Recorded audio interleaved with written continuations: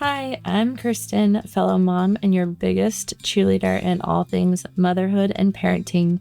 My husband and I co founded Parker Baby Co. with one mission in mind: to nurture and grow strong families. And that mission continues right here on Rude Conversations. So grab a cozy drink, take a deep breath, and remember, you're not alone in this journey. Hi, everyone. Welcome to Kirsten's monthly motherhood moments.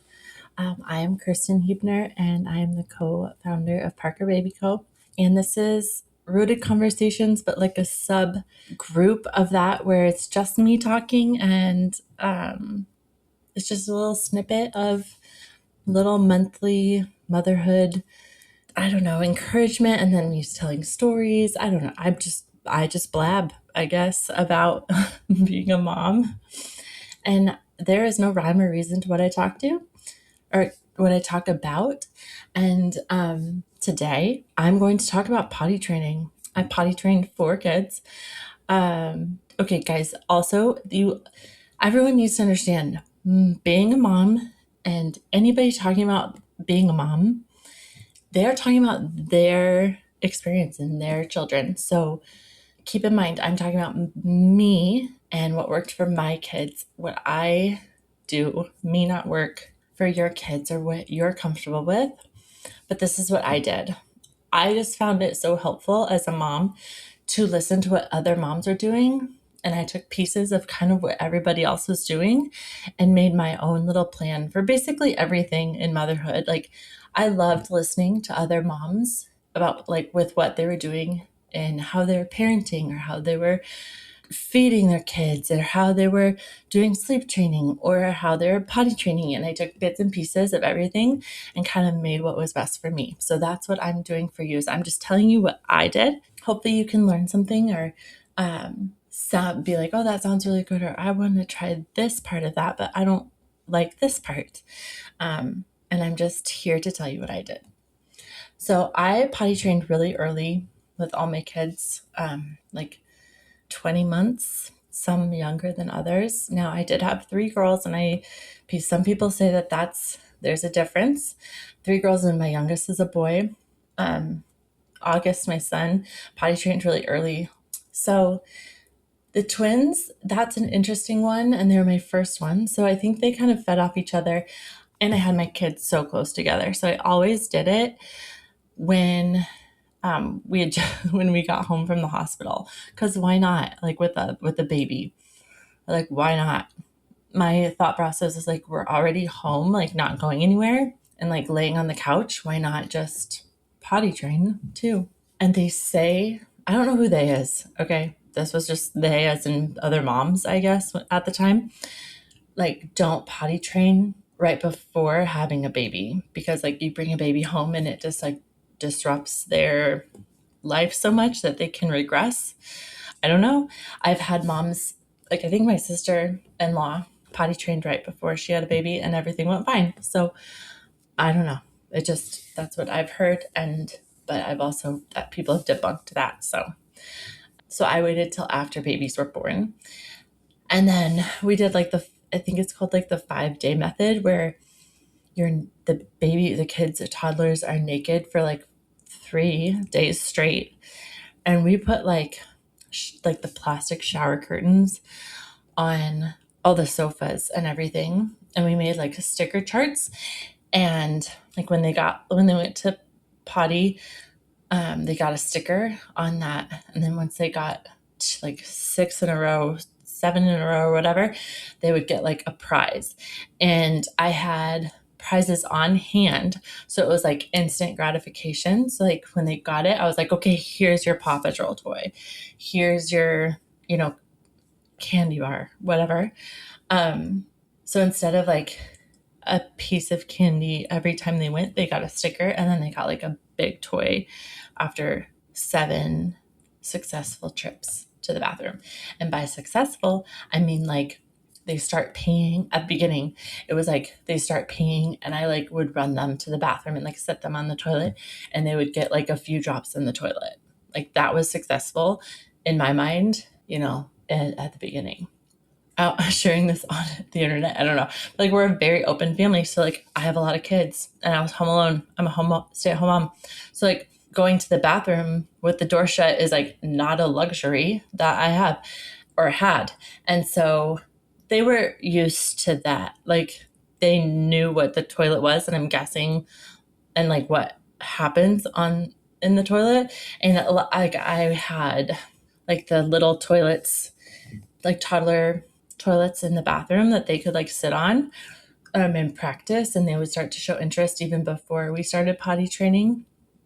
Now, I did not like those. We tried those at the beginning with the twins, but we eventually moved to the toilet seats that have like the built-in like little seat that you can like flip down, so that they can climb up onto like the regular toilet. I found those are more comfortable and easier, and you don't have to like mess with the, all the poop and pee and like throw it away and then clean. So I did end up switching to that like pretty quickly because I really did not like the like training potties. I don't know if they have anything better anymore, but now they have all those like toilet seats that stay on your toilet seat. So we would just like pump the kids full of drinks. So like just like we'd sit and watch movies and like give them liquid all the time just to make them constantly have to pee, and we just run them back and forth to the bathroom. And they caught on really quickly. So that was, and we did like the naked method for 3 days, and by day 3 they were wearing undies and doing fine. We never did pull-ups at night. We would do pull-ups, and the scariest part is then like going on outings when you're still potty training. You just have to make sure that you go to the bathroom before, and then like right when you get to a place, you like go to the bathroom.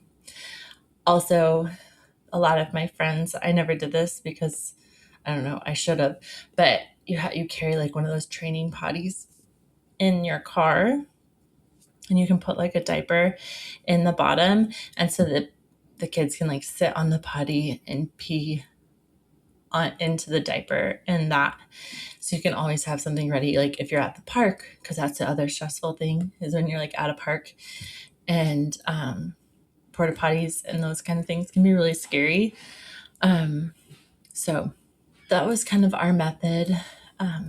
Now, night training is something different, and we never really trained that or pushed that.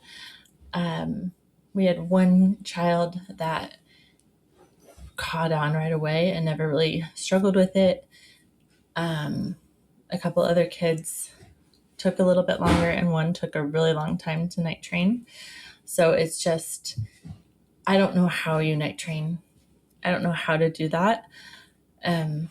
If you have any suggestions, let me know.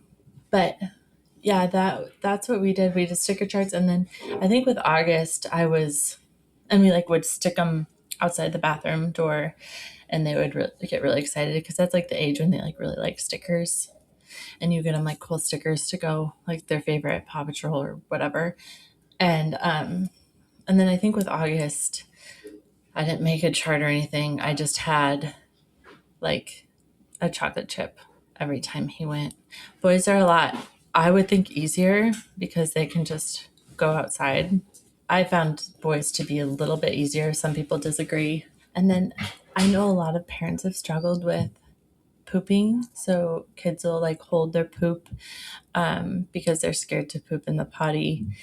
That just takes some getting used to, and in some really encouraging words and running them to the bathroom, and just really some dedication of staying home and working with them for like 5 days straight of just buckling down at home and not going anywhere and working with them on the toilet. It's not pretty and it's not easy, but it's worth it. I just could not, with how many kids I had so quickly, I could not imagine just how many diapers. One, it's expensive. Two, it's bad for the environment. And I just could not handle changing that many diapers. And once you have a baby and then you change a toddler diaper again, you're like, oh, this isn't baby poop. And it's kind of gross again. You're like, this is big kid poop. And baby poop is just, not gross. So anyways, not a super fun conversation, but I don't know. I learned a lot in my potty training journey. It's a big step and it can be really daunting.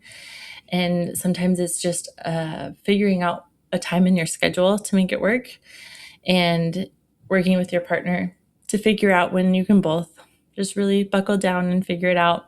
And then working up the courage to actually go outside again without diapers on. But it can be really freeing. It's really exciting. And then your diaper caddy can turn into something fun like, I don't know, a craft caddy or a hair caddy. So anyways, that's all I've got today.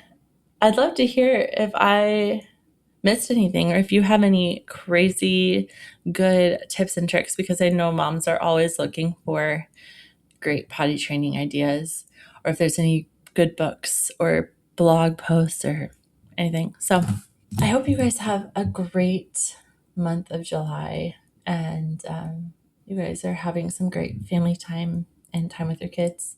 Anyways, I'm so thankful for you and I will talk to you guys next time. Bye.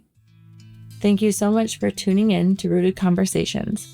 I hope this episode reminded you that you're growing. You're growing a strong family and you're growing as a parent. One moment, one choice, and one hug at a time. I'll see you next time.